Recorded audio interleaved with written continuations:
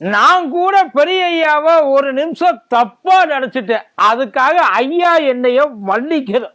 நேற்றுக்கு பூரா எப்படி உருட்டிட்டு இருந்தாயன்னா, அப்பா புள்ளைய சேர்த்து வச்ச ஆபத் பாந்தவா அநாத ரட்சகா குருமூர்த்தி கோவிந்தா கோவிந்தான்னு உருட்டிட்டு இருந்தான்னு வைக்கல. ஆனா அங்க உள்ள நடந்த விஷயமே வேறையாப்பா.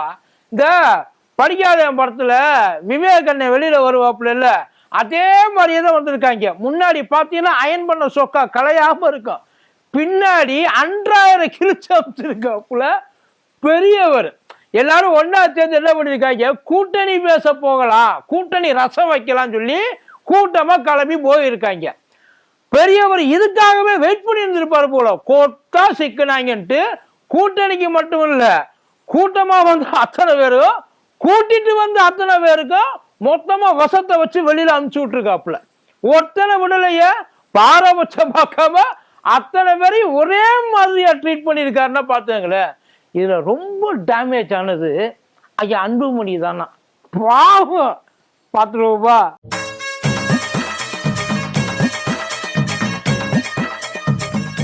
சக்கரை நோய் இருக்கா?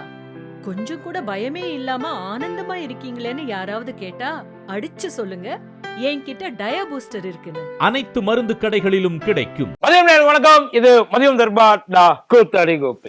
இந்த பருத்தி வீரன் படம் பார்த்திருக்கீங்களா? அதுல ஒரு கேரக்டர் ஒண்ணு வரும்.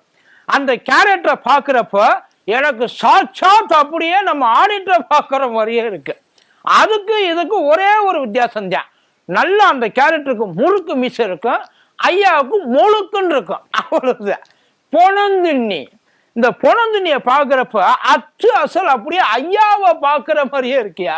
இத எதுக்காக அனுப்புவாங்கன்னா, ஏதாச்சும் ஒன்ன தர மட்டும் ஆக்கணும், இல்ல இல்லாம ஆக்கிடணும் அப்படின்னா அதுக்காக இதை ஒரு ஆயுதமா பயன்படுத்தி அங்கேருந்து அமுச்சுக்கிட்டு இருக்காயின்னு வைங்கள. அந்த படத்துல வர்ற மாதிரியே தான்.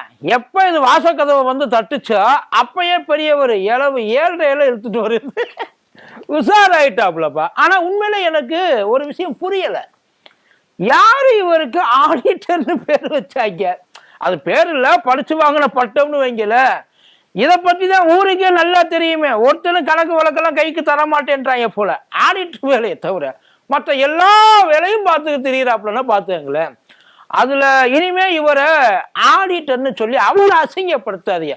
ப்ரொஃபஷனலுக்கு வந்து அது வந்து உண்மையில பொருந்த மாட்டேங்க.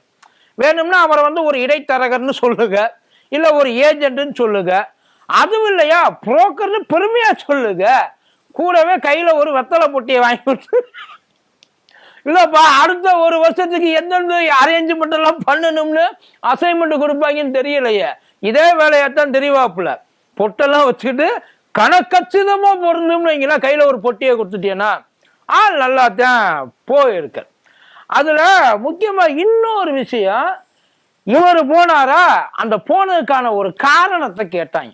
அந்த காரணத்தை ஐயோயோ அதெல்லாம் வந்து நீ உருட்டு ராசான்ற மாதிரிதான் இருந்துச்சு. அந்த மனுஷன் சொல்லியிருக்காப்புல, என்னுடைய பழைய நண்பர் அவரு, ரொம்ப பழசு. யாருக்காச்சும் நனவு உண்மையிலேயே இருந்துச்சுன்னா சொல்லுங்க. உங்களுக்கு 60 வயசு 70 வயசு 80 வயசு ஆட்டும், உங்க வாழ்நாள்ல ஒரு முறையாவது எங்கேயாச்சும் இவர் தேடி போய் அவர் பழைய நண்பர்களை பார்த்துருக்காருன்னு சொல்லுங்க. இது வரைக்கும் பார்த்த அத்தனை பேரையும் போஸ்ட்மார்ட்டம் பண்ணியிருக்காப்புல. ரஜினியில் ஆரம்பிச்சு ஓபிஎஸ் வரைக்கும் ஒண்ணுமில்லாம ஆக்கிட்டாப்புல சார். இவர் என்னைக்கு உள்ள போய் ஐயா ரஜினியை பார்த்துட்டு வெளியில வந்தாப்புலையோ அன்னைக்கு ரஜினி முடிவு பண்ணிட்டாப்புல, இனிமே இது கூட நம்ம சகவாசம் வச்சுக்கவே கூடாது. நம்ம இனிமே அவர் சொன்னாப்புல இல்லைங்களா, அரசியலுக்கு வருவது உறுதி. ரஜினி சொல்றதுக்கு முன்னாடி அவர் சொன்னாப்புல. அப்ப அவர் ரஜினி வந்து ஒரு சத்தியம் பண்ணிக்கிட்டார் போல. சத்தியமா இனிமே இவன் பேச்ச எங்கேயுமே கேட்க. அதே மாதிரி ஓபிஎஸ் ஒன்னும் இல்லாம ஆக்கிட்டார். அதே பிளானிங் அதே அசைன்மெண்டோட தான் இங்கேயும் அமைச்சிருக்காங்க போல. ஆனா பெரிய ஒரு உஷாராயிட்டாப்புல. இது எல்லாத்தையும் விட ஒரு நடிப்பு நடிச்சாரே பார்க்கணும். பா பயங்கரமான ஒரு நடிப்பு. எடப்பாடியால கூட எப்படி நடிக்க முடியாதுவா, அப்படி நடிச்சாப்புல. அன்புமணியா அவர் வந்தாரா, நான் பார்க்கவே இல்லையே. இதுக்கு பேசாம இன்னொன்னு சொல்லி இருக்கலாம் சார். ராமதாஸ் அவங்களுக்கு கல்யாணம் ஆயிடுச்சா, அவருக்கு பையன் ரொம்ப நாள் ஆச்சு இல்லையா, மறந்துட்டேன்.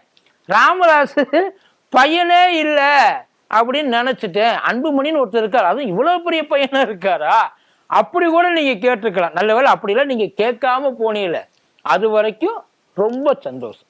இதுல அல்டிமேட்டு ஐயா ராமதாஸ் தான். எப்பா இவங்கெல்லாம் வருவாங்கன்னு எனக்கு தெரியவே தெரியாதுப்பா. வீட்டுக்கு வெளியில திடீர்னு பார்த்தா கோஷத்தை போட்டுக்கிட்டு இருக்காங்க பாரத் மாதாக்கு. அதுக்கப்புறம் தான் எனக்கே தெரியுது இது இத்தனை பேர் கிளம்பி வந்திருக்காங்கன்ட்டு.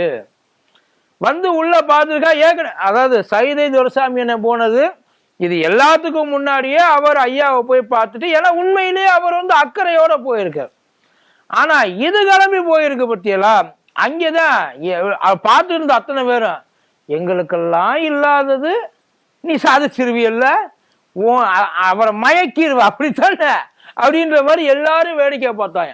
அதுல வெளியில வந்த உடனேயே என்னென்ன மாதிரி எல்லாம் பரப்புனாங்க, எல்லாம் சால்வ் ஆயிடுச்சு. அதாவது 4 வருஷ சண்டைய தன்னோட புத்தி கூர்மையால 40 நிமிஷத்துல சரி பண்ணிட்டாப்புல, மனசை கலைச்சிட்டாப்புலப்பா, உருக்கிட்டாப்புல. 2 பேரும் அப்பாவும் பிள்ளையும் கட்டி பிடிச்சிக்கிட்டு அழுகிற அந்த காட்சியை பார்த்து தாங்க முடியாம வெளியில ஓடி வந்துட்டாப்புல அப்படின்ற மாதிரியே பயங்கரமா பேசினாங்க. ஆனா உள்ளுக்குள்ள ஐயா அன்புமணிய பெரியவர் கடைசி வரைக்கும் கதவையே திறக்க மாட்டேன்ட்டாரா.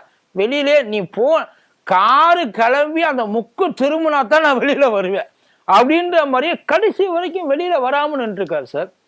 முடிஞ்ச வரைக்கும் இவங்களும் எவ்வளவோ முட்டி பார்த்துருக்காங்க. நல்லா தெரிஞ்சுங்க, அவருக்கு பாசக கூட பெரிய பகையெல்லாம் கிடையாது. அதாவது பாசகவோட கொள்கை வேற, தமிழ்நாட்டோட கொள்கை வேற, நம்மளும் அவங்களும் வந்து ஒட்டவே அப்படிலாம் எதுவும் கிடையாது. இவங்க ஜெயிக்க மாட்டாங்க, அது நல்லா தெரிஞ்சு போச்சு. அதனால ஜெயிக்கிற இடத்துல நான் போய் உட்கார்ந்துக்கிறேன். இதுதான் இப்ப கட்சி வேணும். இப்ப ஏன் இவ்வளவு வீராவேசமா பனையூர்ல ஆபீஸ் போட்டு நல்லா யோசிச்சு பாருங்களேன். காலையில வரைக்கும் மாத்தி மாத்தி மாத்தி மாத்தி 2 பேரும் அறிக்கை, நான் நீக்கிறேன், இல்ல நான் வைக்கிறேன், நான் நீக்கிறேன், இல்ல நான் வைக்கிறேன் அப்படின்ற மாதிரியே போயிட்டு இருந்துச்சு. ஆனா திருதிருப்புன்னு கிளம்பி போறது ஒரே அது என்ன விஷயம்னா, பாஜக ஃபுல் கண்ட்ரோல்ல ஐயா அன்புமணியை எடுத்துக்கிட்டு பாஜகவை விட்டு வெளியில போனா ஐயா அன்புமணி டெய்லி கோர்ட்டுக்கு போகணும். டெய்லி ட்ரையலுக்கெல்லாம் கூப்பிடுறாங்கலாம்.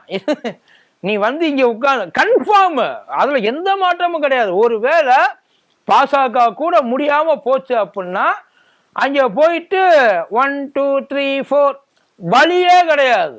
அதுக்கு அவங்க ரொம்ப தயாரா இருக்காங்க. ஐயா அதுக்காகத்தான் இப்ப புரியுதா ஏன் பாஜக கூட கூட்டணி வைக்கணும்னு ஒரு பக்கம் சின்னவரும் ஒரு பக்கம் இவங்க சௌமியாவும் ஏன் காலை பிடிச்சிட்டு கதறினாங்கன்னு அவர் சொன்னார். தெரியுது, இதுதான் என்னைய இப்ப நீ அவங்க கூட கூட்டணி வைக்கலன்னா என்னைய கூட்டி கொண்டு போயிடுவாங்க, திருப்பி மீட்டுட்டு எல்லாம் வர முடியாது அப்படின்ற ஒரு அது ரியாலிட்டி. ஆனா ஐயா ராமதாசுமே அதை சொல்ல முடியாம இருக்காப்புல, சொல்லிட்டு அவரும் சேர்ந்து சிக்குவாப்புல. இப்ப ஏற்பட்ட ஆலய தலைவரா போட்டிய அதையும் கேட்பாங்க.